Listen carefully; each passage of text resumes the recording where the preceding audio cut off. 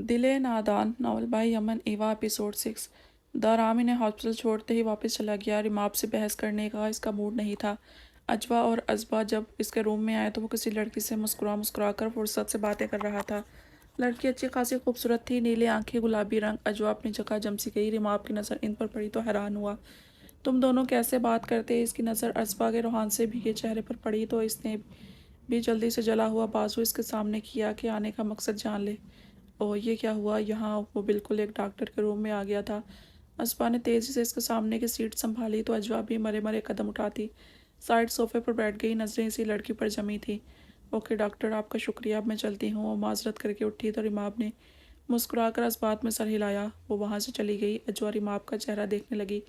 Patient तो लग नहीं रही थी लड़की, मगर खैर डॉक्टर पेशेंट्स की फैमिली से इसी तरह मुस्कुरा कर ही बात करता है। वह खुद को तसल्लियाँ दे रही थी। ये बहुत बुरी तरह जला है, तुम्हें किसी भी करीबी क्लिनिक से बैंडेज करवा लेनी चाहिए थी। मेरे सर पर नाजिल होना ज़रूरी नहीं था। पिकनिक स्पॉट समझ रखा है हॉस्पिटल को। किसके साथ आई हो दोनों? लड़की के जाते ही रिमाप का असली रूप जागा था। अजबा को घूर कर देखा, फिर अजवा को। अजबा जो शौक से इसे देख रही थी, सहम कर नज़रें झुकाए शरीफ बन बैठी। रिमाप भाई, अगर आप अजबा को पेशेंट की तरह ट्रीट करें तो बेहतर होगा। पर्सनल लाइफ अलग रखें। अजवा को जाने की आसूजी के नाक चढ़ाती जताकर बोली। अजवा ने मुड़कर अजवा की हिम्मत देखी, जबकि रिमाब ने अजवा को तिरछी नज़र से देखा। ओके, तो मैं एज अ डॉक्टर याद दिला दूँ, मैं हार्ट सर्जन हूँ। अपने ये फजूल इलाज लेकर आइंदा यहाँ तशरीफ़ ना लाओ तो अच्छा हो गया। और तुम? अजवा को जवाब देते इसने अजबा को देखा, जिसका सांस अटक गया। क्या तमाशा बना कर रखती हो? कुकिंग के नाम पर ऑमलेट, फ्री एग और पकोड़े, इन तीन चीज़ों के अलावा कुछ आता जाता है नहीं, फिर भी किचन में झाँक घुसती हो। बैंडेज करते हाथों से तो तेज़ इसकी ज़ुबान चल रही थी। अजवा खामोशी से देख रही थी। इसे अपना उल्लू सीधा करना था फिलहाल। ज़ुबान दराजी करके काम नहीं बिगाड़ सकती थी।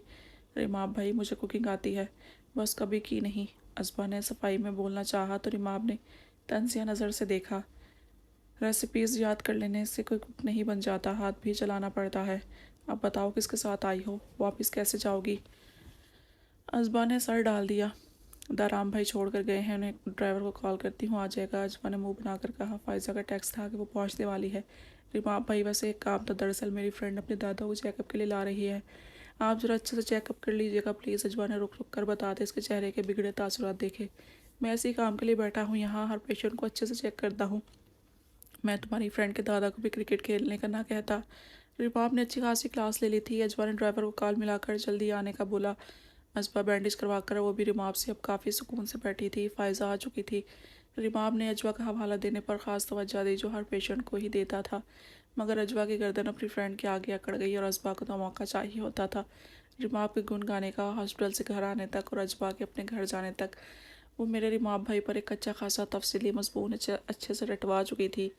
मीट मी, वाना सी यू। एडम ने सोफिया का टेक्स्ट देखा तो मुस्कुराया। जब इसे स्टडी के लिए हॉस्टल भिजवाया था, पूरा साल मिलना नहीं हुआ था, और आज इसका ये फरमाइशी मैसेज पढ़कर इसके खामोश सर्द चेहरे पर शफाफ सी मुस्कुराहट उभरी थी। वो फ़ौरन उठा था। सोफ़ी ने एक पार्क में बुलाया था, वो दिए गए वक्त से पहले पहुंच चुका था और अब इसका वेट कर रहा था। Adam, I missed you a lot. SoFi ने आते ही चहचहा कर अपना मखसूस जुमला दोहराया तो सोच में डूबा एडम चौंका। स्काई ब्लू शर्ट और स्किन टाइट ब्लू जीन्स जिससे पिंडियाँ नज़र आ रही थी। साफ सुथरे महंगे लिबास में सोफ़ी अच्छी खासी खुश शक्ल लग रही थी। सोने जैसे बाल कंधों तक आ रहे थे और हल्का फुल्का मेकअप भी कर रखा था। वो अब काफ़ी सेहतमंद और लंबी कद की लग रही थी, शायद अच्छी खुराक की वजह से। वो हमेशा ही की तरह एडम के गले लगी थी, मगर एडम को इसका हुलिया और अंदाज कुछ अजीब सा लग रहा था। इसने इसके गिर्द बाजू नहीं फैलाए, बस हल्का सा सर थपथपा कर इसे खुद से अलग किया। वो 14 साल की हो चुकी थी और देखकर ही अंदाज़ा हो रहा था कि मेंटल एज भी काफ़ी बढ़ गई थी। एक ही साल में इतनी तब्दीली कि एडम को लगा कोई और ही है। सोफ़ी वहीं बेंच पर एडम के साथ जुड़कर बैठ गई और एडम का सुनहरी चेहरा देखने लगी, जहाँ कुछ संजीदगी थी। Adam, you have become more gorgeous. Adam, तुम मज़ीद हसीन हो गए हो। सोफ़ी की मुतासिर होती नज़रों पर वो हंसा। So doing well? You also look pretty Sophie. तो अच्छे से गुजर रही है, तुम भी प्यारी लग रही हो सोफ़ी, एडम ने नरमी से कहा और अपने कंधे पर रखा इसका हाथ देखा। Adam, I wanted to tell you something. Adam, मैं तुम्हें कुछ बताना चाहती हूँ। एडम इसके पुरजोश जुमले पर हैरान हुआ। I love you Adam.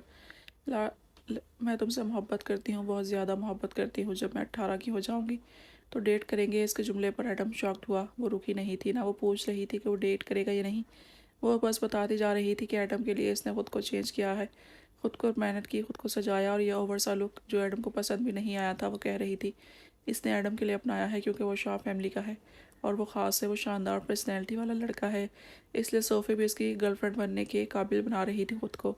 SoFi, Adam ने नरमी से इसका हाथ थाम कर इसके बोलने से रोका था। I like you but not as girl, we are friend. Sophie, I care about you, I just, मैं तुम्हें पसंद करता हूँ लेकिन लड़की के तौर पर नहीं, हम दोस्त हैं, मैं तुम्हारी परवाह करता हूँ। मैं सिर्फ एडम इसे समझाना चाहता था। Adam, did you just reject me because I am ugly? I am not able to be your girlfriend, I am poor girl. Adam, क्या तुमने मुझे अभी रिजेक्ट किया क्योंकि मैं बदसूरत हूँ? मैं तुम्हारी गर्लफ्रेंड बनने के काबिल नहीं, मैं गरीब लड़की हूँ। सोफिया के जुमलों पर एडम ने दुख से इसे देखा कि वो अब तक इतना ही समझ पाई थी एडम को। Oh, so my education hostel allows my care, monthly pocket money, sweet words. Was that all pity? Did you relent? Roman was right. You don't like me, do you? ओ तो मेरी तालीम, हॉस्पिटल के अखराजात, मेरा ख्याल, माना खर्च, मीठे लफ्ज़, क्या ये सब हमदर्दी थी? तुमने मुझ पर तरस खाया। रायमन ने ठीक कहा था, तुम मुझे पसंद नहीं करते। क्या करते हो? सोफ़ी इस्तेहज़ा से बोली। इसकी आंखों में आंसू भर आए। एडम बुरी तरह परेशान हुआ। रायमन ने सोफ़ी को यह सब कहा। इसने सोफ़ी को रायमन वाले स्कूल में भेजकर गलती कर दी थी और शायद ये पहली दफ़ा हुआ था कि इसकी वजह से कोई रोया था। Sophie, please don't cry, listen to me, it's not like that. Please रो मत, मेरी बात सुनो, ऐसा नहीं है। एडम ने इसका हाथ थाम कर बेचारगी से कहा था। Adam, please give me a chance, मुझे एक चांस दो प्लीज़। सोफ़ी आस भरी नज़रों से इसे देखने लगी।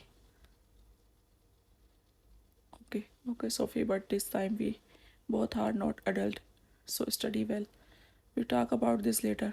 ओके सोफ़ी, लेकिन इस वक्त हम दोनों बाशऊर नहीं हैं, तो अच्छे से पढ़ो, हम इस बारे में बाद में बात करेंगे। एडम को मानना पड़ा।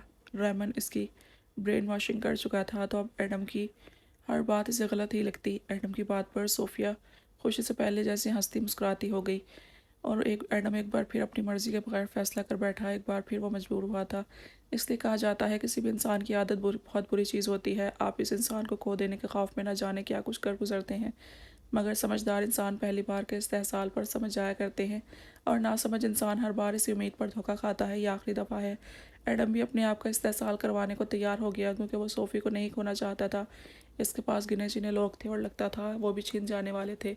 दाराम बेटा, यहाँ आओ ज़रा। शाइना बेगम के लहजे में इसके लिए हमेशा ही नरमी होती थी, मगर आज कुछ ज़्यादा मिठास घुली हुई थी।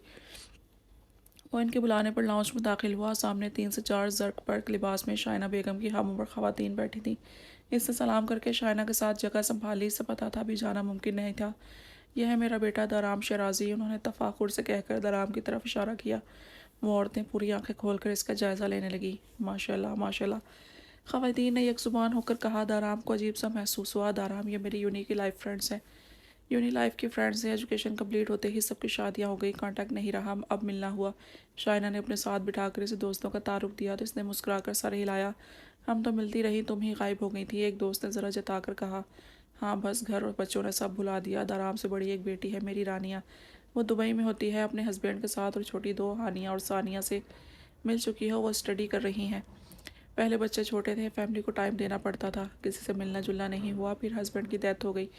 मेरे इस बेटे ने बड़ी हिम्मत से संभाला हमें भी, अपने पापा के बिज़नेस को भी छोटी सी उम्र से ही। शाइना बेगम के तफसीली दुख भरी दास्तान पर दोस्तों के अफसोस और रश्क भरे तबसरे सुनता दाराम खालिस लेडी गुफ्तगू से उकता गया। सॉरी, मैं बात काट रहा हूँ, मैं एक्चुअली अभी ऑफिस से आया था तो फ्रेश होना चाहता हूँ, सो प्लीज़ एक्सक्यूज़ मी। दाराम ने माँ से माजरत करते नरमी से सबको कहा। Sure, why not. Shaina Begum ने मोहब्बत से इसके सर पर हाथ फेर कर इजाज़त दी। शाइना, ये वाकई तुम्हारा बेटा है? यकीन नहीं हो रहा। अपने रूप की तरफ जाते दाराम ने इनके हैरान जुमले सुने थे। वो अच्छे से जानता था इस बेयकीनी की वजह क्या है। लोग इसे देखकर हैरान होते थे और ऐसा हर वक्त होता था, इसीलिए इसे इश्तिहार बनना पसंद नहीं था, मगर इसकी फैमिली हर मिलने जुलने वाले से इसे यूँ फ़ख्र से मिलवाते जैसे वह कोई दूसरे सैयारे का हो। दाराम ने अपने कमरे का दरवाज़ा बंद किया और गहरा सांस भरकर ख़ुद को पुरसुकून किया।